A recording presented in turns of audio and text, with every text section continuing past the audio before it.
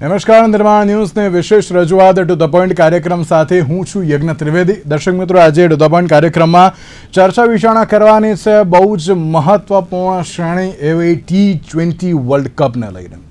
દર્શક મિત્રો, T20 world cup એ જ્યારે આપણે બોલતા આવીએ છીએ ને ત્યારે સૌથી જે છેલ્લો કેચ સૂર્યકુમાર યાદવનો જે હતો ને તે યાદ આવતો હોય છે.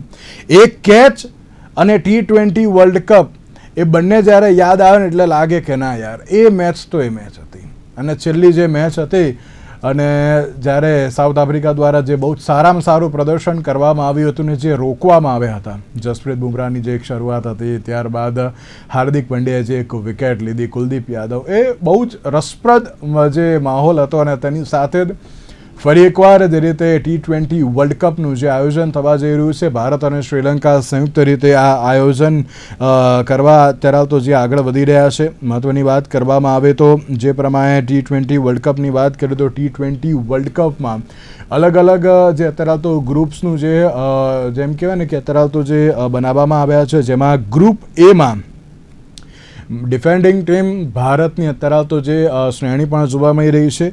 પણ તેની સાથે સૌથી મહત્ત્વની બાબત તો એ છે કે જ્યારે આ T20 વર્લ્ડ કપ રમાવાની છે ને T20 વર્લ્ડ કપમાં ખેલાડીઓ કયા કયા હશે.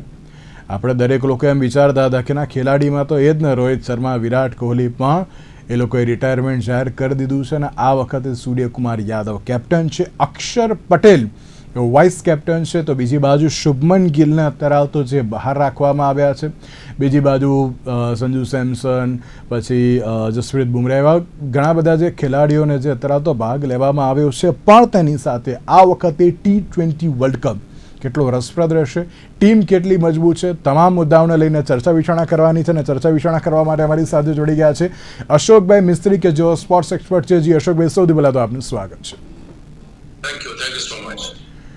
અશોકભાઈ, જે પ્રમાણે જો T20 વર્લ્ડ કપની વાત કરીએ, આપણે T20 વર્લ્ડ કપ એટલે જે રીતે મેં શરૂઆતમાં કહ્યું ને કે દરેક લોકો માત્ર એમ જ કહેતા હોય છે કે જે એમ કહેવાય ને કે છેલ્લો કેચ સૂર્યકુમાર યાદવ, સાઉથ આફ્રિકાની મેચ બહુ જ મહત્વની હતી. એ તો દરેક લોકો T20 યાદ કરતા હોય. પણ આ વખતે T20 વર્લ્ડ કપમાં જે પ્રમાણે નવી ટીમ જે જાહેર થઈ છે, સૌથી પહેલાં તો સૂર્યકુમાર યાદવથી આપણે શરૂઆત કરીએ કે સૂર્યકુમાર યાદવને કેપ્ટન તરીકે યથાવત રાખ્યા છે. કઈ રીતે જોઈ રહ્યા છો આપણે? બિલકુલ સાચી વાત છે, કારણ કે જે રીતે સાઉથ આફ્રિકાની શ્રેણી ગઈ અને પહેલાની જે બેટિંગ લાઇનઅપ, બેટિંગની એની સૂર્યકુમાર યાદવની ઇનિંગ્સ જો તો ક્યાંક ને ક્યાંક એમ લાગે કે સૂર્યકુમાર યાદવ એ બેટિંગ ફોર્મમાં નથી.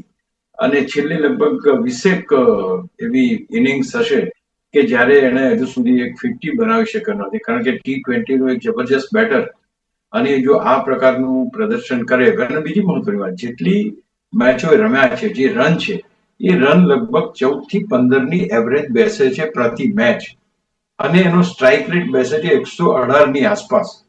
હવે જે ખેલાડી 180, 170, 180 ની સ્ટ્રાઇક રેટ થી રમતો હોય, એનો સ્ટ્રાઇક રેટ ડાઉન થઈને 118-19 સુધી પહોંચી ગયો હોય, એની એવરેજ જે છે એ પ્રતિ મેચ 17-18 રનની થઈ ગઈ હોય, તો એમની જે બેટિંગ તરીકેની કારકિર્દી હતી ખરેખર ડામાડોળ હતી.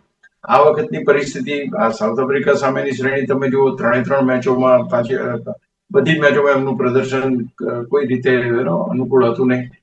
5 T20 એક તો ખેર રમાઈ નહીં, તો ક્યાંક કહી શકાય કે એમના ઉપર ભરોસો જતાવવામાં આવ્યો છે. હું એક વસ્તુમાં BCCI ને બહુ અભિનંદન આપીશ, કારણ કે કોઈ ખેલાડી જ્યારે નબળા સમયમાંથી પસાર થઈ રહ્યો હોય ત્યારે એ ખેલાડી ઉપર વિશ્વાસ મૂકીને ફરી એને રમવાની લયમાં પાછો લાવવાનો જે પ્રયાસ કરવામાં આવ્યો છે, હું એની સરાહના કરું છું. કારણ કે સૂર્યકુમાર યાદવને ચારે બાજુ એમ હતું કે ભાઈ પડતો મૂકો, આમ કરો, તેમ કરો, કેપ્ટન તરીકેથી એ કરી નાખો. પણ તે છતાં BCCI એ બહુ સારું કામ, according to me it is the best thing he has done, they have done. અને એમાં એને કેપ્ટનશીપ યથાવત રાખવામાં આવી છે. તમે બહુ સાચું કીધું, જો એ કેચ સૂર્યકુમાર યાદવનો ના થયો હોત તો આપણે વર્લ્ડ કપ જીત્યા હોત, ના જીત્યા હોત. તો ક્યાંક ને ક્યાંક એની જે આની આગળના વર્લ્ડ કપમાં જે એની ભૂમિકા હતી, એ ભૂમિકાને પણ ક્યાંક ધ્યાનમાં રાખવામાં આવી છે. મોસ્ટ એક્સેપ્ટેડ ખેલાડી તરીકે પણ એ બહુ માન પામેલો છે, એમાં પણ કોઈ બેમત નથી. અને એ ટીમ પાસેથી સારું કામ કઢાવી શકવાની ક્ષમતા ધરાવે છે. એટલે હું માનું છું કે સૂર્યકુમાર યાદવને જે કેપ્ટનશીપ આપી છે એ મારી દ્રષ્ટિએ બહુ સારામાં સારી કેપ્ટનશીપ કહી શકાય. બની શકે કે આ કેપ્ટનશીપ, ધારો કે ભારત સારું પ્રદર્શન કરે ને સૂર્યકુમાર યાદવ સારું પ્રદર્શન કરે અને ભારત વર્લ્ડ કપ જીતી જાય તો બધું ઘીના ઠામમાં ઘી ઢળશે. જો કંઈક આના થાય છે તો પછી સૂર્યકુમાર યાદવ ની જે ભૂમિકા છે એ ભૂમિકા ઉપર પણ સવાલ ઉઠશે, એની બેટિંગ ઉપર પણ સવાલ ઉઠશે. તો અત્યારના તબક્કે એની ઉપર વિશ્વાસ રાખીને એને રાખવામાં આવ્યો છે કેપ્ટન તરીકે, બહુ સારામાં સારી બાબત કહી શકાય. અક્ષર પટેલ ફર્સ્ટ ટાઈમ એવું થયું છે કે એમને વાઇસ કેપ્ટન બનાવવામાં આવે છે. આપ તેને પણ કઈ રીતે જોઈ રહ્યા છો? See, Akshar Patel has been a very important character as far as Indian team is concerned. A test match હોય, one day હોય, T20 હોય, એને જ્યારે જ્યારે રમવાની તક મળી છે ત્યારે ભારત માટે એક સારામાં સારું પ્રદર્શન કરીને મોટામાં મોટી પાર્ટનરશિપ એને બનાવી છે. આ T20 ની શ્રેણી જે ભારત જીત્યું એમાં પણ અક્ષર હાર્દિકની તમે ભૂમિકા જુઓ તો બહુ મહત્વની રહી. એક વાત ચોક્કસ થાય કે જે રીતે હાર્દિક પંડ્યા એના એટીટ્યુડ થી કહો કે એની જે કંઈ ઇશ્યુઝ હોય, ફોર્મમાં નથી, ઇન્જરી છે, ઘરના ઇશ્યુ છે, એક સારામાં સારો ખેલાડી, એક કેપ્ટન મટીરિયલ, એ હાર્દિક પંડ્યાને અહીંયા આગળ બહુ મોટું મહત્વ આપવામાં આવ્યું નથી. એના સામે અક્ષર પટેલને વાઇસ કેપ્ટન બનાવવામાં આવ્યો છે. એનું કારણ છે કે સૂર્યકુમાર શુભમન ગિલ અત્યારે આ ટીમમાં રમી રહ્યો નથી. અધરવાઇઝ એ જયારે ટીમમાં આવશે તો વાઇસ કેપ્ટન બનશે, એટલે આ પોસ્ટ પણ પરમેનન્ટ નથી. પણ તે છતાંય જ્યારે જ્યારે તક મળે ત્યારે અથવા તો જ્યારે જ્યારે જરૂરિયાત ઊભી થાય ત્યારે બીસીસીઆઈ આ ખેલાડીના ખભા ઉપર હાથ મૂકીને કહે છે કે Axar Patel, you are the responsible man, અને દરેકે દરેક જવાબદારી ઉઠાવી શકે છે. ગુજરાતના રિસન્ટ જે ખેલાડીઓ છે, જસપ્રીત બુમરાહ તમે લઈ લો, હાર્દિક લઈ લો, તમે અક્ષર લઈ લો કે રવિન્દ્ર જાડેજા તો એ લઈ લો, I think everybody has proved themselves એક મહત્વના ખેલાડી તરીકે ભારતીય ટીમમાં ભૂમિકા ભજવી છે. અહીંયા આગળ પણ તમે જુઓ, બોલિંગ ડિપાર્ટમેન્ટમાં પણ એ જોરદાર છે, બેટિંગ જોરદાર છે, ફિલ્ડિંગ એની જોરદાર છે, ટીમનો વાઇસ કેપ્ટન છે, જવાબદારી આપવામાં આવી છે, સપોર્ટ કરશે સૂર્યકુમાર યાદવને અને ટીમ જીતે એ પ્રમાણેના પ્રયત્નો કરશે. It's a very nice. હું માનું છું ત્યાં સુધી અક્ષર ઇઝ અનધર મેન કે he is who is accepted by the whole team. દરેકે દરેક એને રિસ્પેક્ટ કરે છે. તો આઈ થિંક થોડા સિનિયર પણ હવે થઈ ગયા છે અને ઇઝ ધ વાઇસ કેપ્ટન, તો બહુ સારામાં સારી બાબત કહી શકાય. જી yes Ashokbhai, let's talk about batters. Suryakumar Yadav, Abhishek Sharma, Tilak Varma અને રિંકુ સિંહ. શું કહેશો બેટર્સને લઈને? પ્લસ બેટિંગની જ વાત કરીએ છીએ તો બે અત્યારે તો ભેગું કરી લઈએ. હાર્દિક પંડ્યા, શિવમ દુબે, અક્ષર પટેલ અને વોશિંગ્ટન સુંદર. બેટિંગ લાઇનઅપ ભારતનો કઈ રીતે જોઈ રહ્યા છો આપ? વિશ્વની કદાચ સ્ટ્રોંગેસ્ટ બેટિંગ લાઇનઅપ હશે તો કદાચ ભારતની હશે મારી દ્રષ્ટિએ. એટલે આ એક બહુ મહત્વની વસ્તુ છે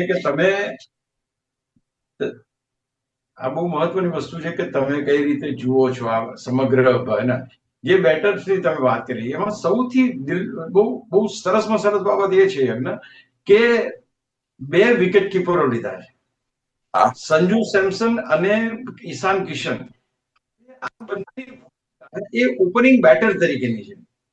બહુ જ મહત્વની વાત છે. અહીંયા તમે વિકેટ કીપર વચ્ચેના ગાળામાં આવે, ચોથા પાંચમાં આવે અને ત્યાં એને 25 રન બનાવવાની ભૂમિકા એની હોય, પણ અહીંયા એ ફ્રન્ટ લાઈન બેટર તરીકે મેદાને ઉતરશે. એટલે this is the beauty of the whole team કે તમે વિકેટ કીપરને ઓપનિંગમાં યુટિલાઇઝ કરી લો છો. એટલે તમારી પાસે અભિષેક છે, અભિષેકની સાથે સંજુ છે, પછી સૂર્યા છે, તિલક છે, રિંકુ છે, અને પછી તો તમારી પાસે રાફડો છે, હાર્દિક છે, અક્ષર છે, આખી મોટી ટીમ બનેલી છે. તો આ જે આખી જે ટીમનું ગઠન થયું છે એઝ એ બેટિંગની દ્રષ્ટિએ તમે મને પૂછ્યું તો બેટિંગની દ્રષ્ટિએ આટલી સ્ટ્રોંગ ટીમ કઈ હોઈ શકે કે ભાઈ ઓપનિંગની અંદર તમારી પાસે અભિષેક હોય ને એની સાથે સંજુ સેમસન આવતો હોય, ત્યાર પછી સૂર્યા આવતો હોય, તિલક આવતો હોય, રિંકુ આવતો હોય, ત્યાર પછી હાર્દિક પંડ્યા આવે, ત્યાર પછી વોશિંગ્ટન સુંદર, ત્યાર પછી શિવમ દુબે. તમે નામ તો દો. ત્યાર પછી અક્ષર. કેટલા બેટ્સમેન છે ભાઈ, 9-10 ક્રમે સુધી તો બેટિંગ ચાલશે આ. તો હું માનું છું કે it is the best batting team India ever had in past. હું કહું છું કે પાસ્ટની પણ ભલે હેડ્સ ઓફ રોહિત શર્મા અને વિરાટ કોહલી જે રમ્યા એની આ વાત આખી અલગ થઈ જાય, પણ અહીંયા આગળ જે ભૂમિકા છે, આ પર્ટિક્યુલર વર્લ્ડ કપ જે અત્યારે રમવા જઈ રહ્યા છે, જે મોડર્ન જમાનાનો વર્લ્ડ કપ છે, એ વર્લ્ડ કપમાં કાલ તમે બેટિંગ જોયું હાર્દિક અને તિલકની, તમે જુઓ તો ખરા, અરે ફરી વળ્યા હતા, એમ આપણને લાગે કે કેટલું ઇઝીલી રમે છે.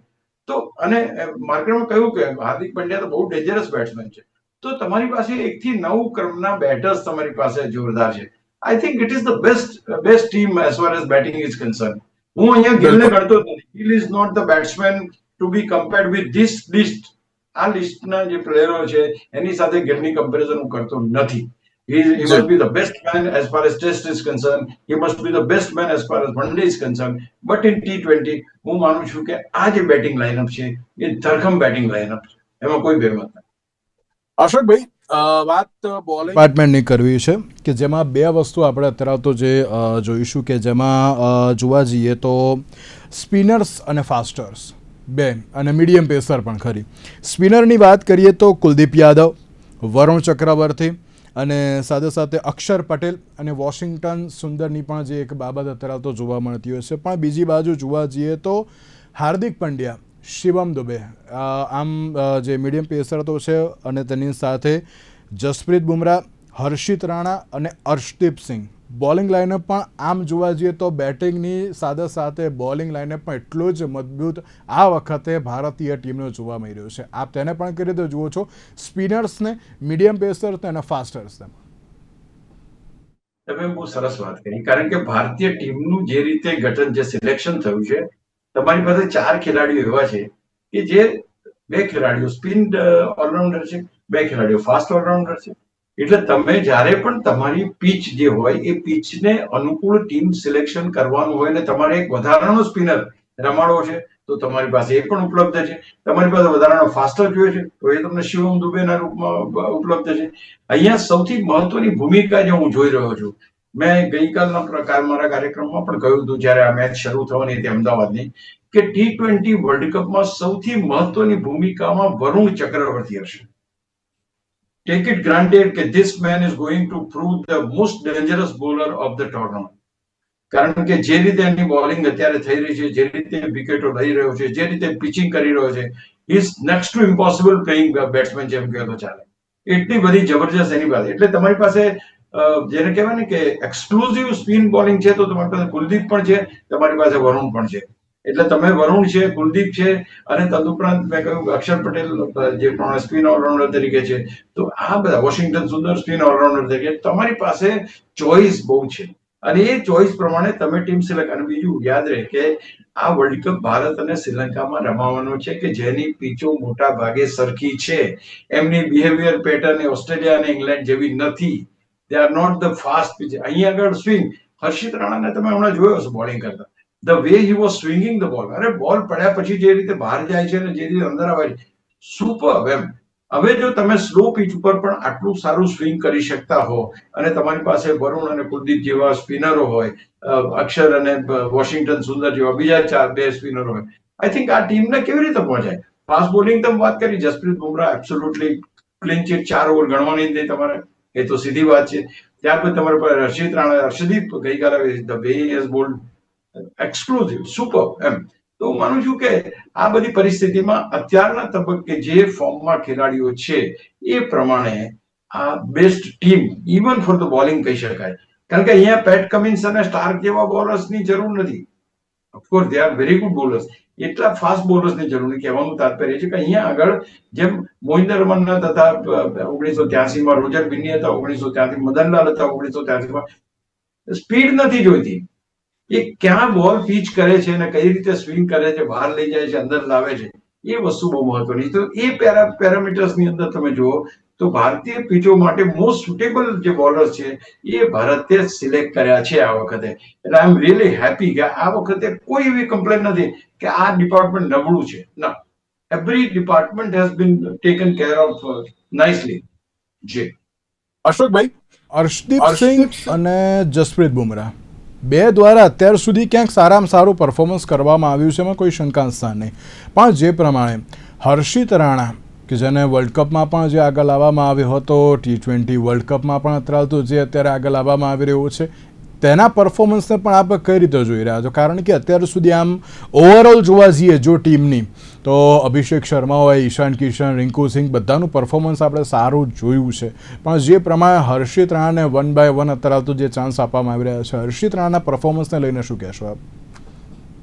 સોશિયલ મીડિયા ઉપર ઘણી બધી ચર્ચાઓ છે કે ભાઈ આને વધારે તક મળે છે, આ ટીમમાં હતો એટલે આમ થાય.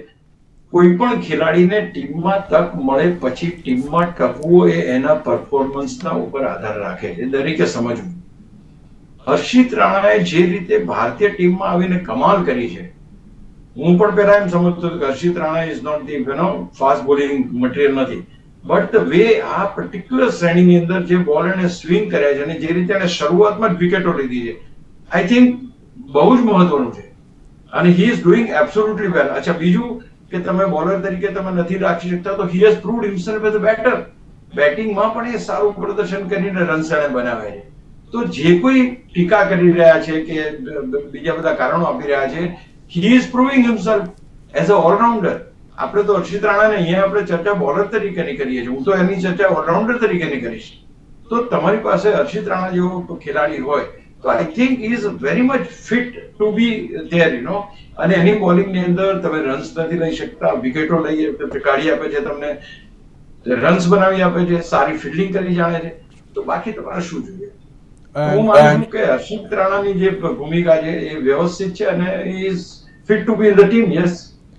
અને જે પ્રમાણે શુભમન ગિલને અત્યારે તો જે એમ કહેવાય ને કે એના ટીમમાંથી આઉટ રાખવામાં આવ્યા, આપ તેને લઈને પણ કઈ રીતે જોઈ રહ્યા છો? એક વસ્તુ તો ધ્યાનમાં રાખવી પડે કે તમારે 11 જ ખેલાડીઓ ટીમમાં રમવાના છે અને 15 જ ખેલાડીઓ તમારે સિલેક્ટ કરવાના. એમની પાસે ઓપ્શન હતો કે ભાઈ સૂર્યકુમાર યાદવ ફોર્મમાં નથી તો એને કેપ્ટન તરીકે હટાવીને ગિલને કેપ્ટન તરીકે જવાબદારી આપવામાં આવે તો કેવું? પણ એમાં એમ લાગ્યું કે ભાઈ એ પણ ખેલાડી ફોર્મમાં નથી.